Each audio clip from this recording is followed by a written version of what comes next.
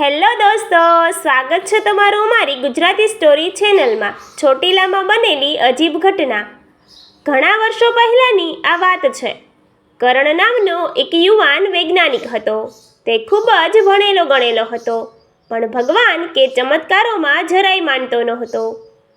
તેનું માનવું હતું કે દુનિયામાં જે કંઈ પણ થાય છે તેની પાછળ માત્ર વિજ્ઞાન જ છે.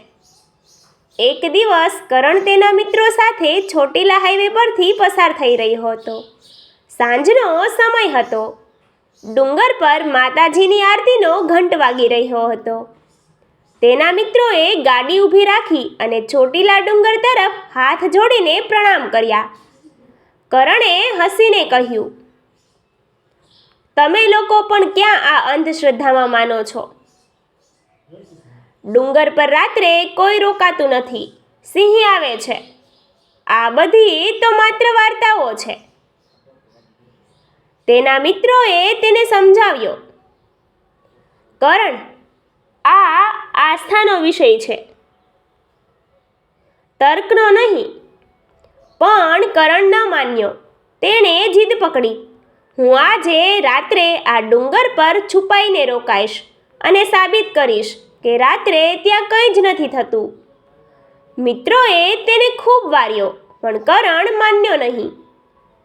તે સુરક્ષાકર્મીઓની નજર બચાવીને સાંજની આરતી પછી ડુંગર પર એક મોટા પથ્થરની પાછળ છુપાઈ ગયો.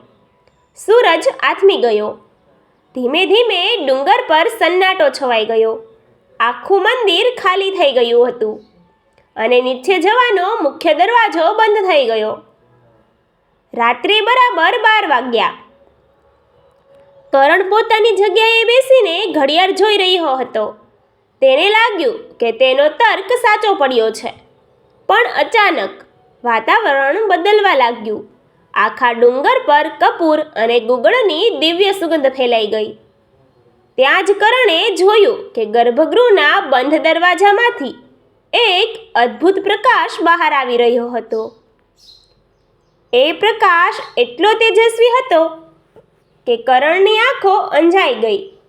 તે જ સમયે ડુંગરના પગથિયા પર કોઈના ચાલવાનો અવાજ આવ્યો.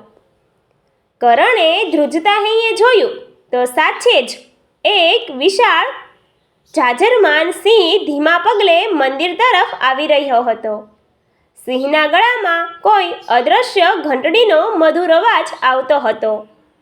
કરણના હોશ ઉડી ગયા. ભયના માર્યા તેનું શરીર ધ્રુજવા લાગ્યું. તે ભાગવાનો પ્રયત્ન કરવા ગયો, પણ તેના પગ જડ થઈ ગયા. સિંહ સીધો તેની તરફ જોવા લાગ્યો. સિંહની આંખોમાં હિંસકતા નહોતી, પણ એક દિવ્ય તેજ હતું.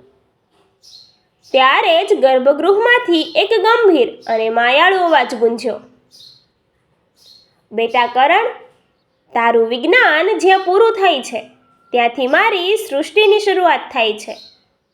શ્રદ્ધાને આંખો નથી હોતી, પણ તે બધું જ જોઈ શકે છે." આ સાંભળતા જ કરણના મનનો અહંકાર ઓગળી ગયો. તેને સમજાઈ ગયું કે પ્રકૃતિ અને બ્રહ્માંડમાં એવી ઘણી શક્તિઓ છે જેને વિજ્ઞાનના સમીકરણોથી માપી શકાતી નથી. તે હૃદયપૂર્વક મા ચામુંડાના ચરણોમાં માનસિક રીતે નમી પડ્યો. ભય અને અહોભાવના કારણે તે ત્યાં જ બેભાન થઈ ગયો.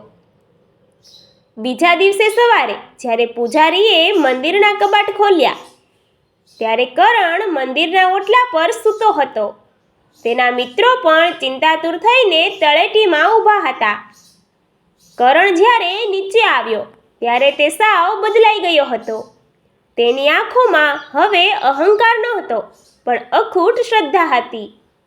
તેણે પોતાના મિત્રોને કહ્યું, "વિજ્ઞાન સત્ય છે, પણ મા ચામુંડા પરમ સત્ય છે." Thank you.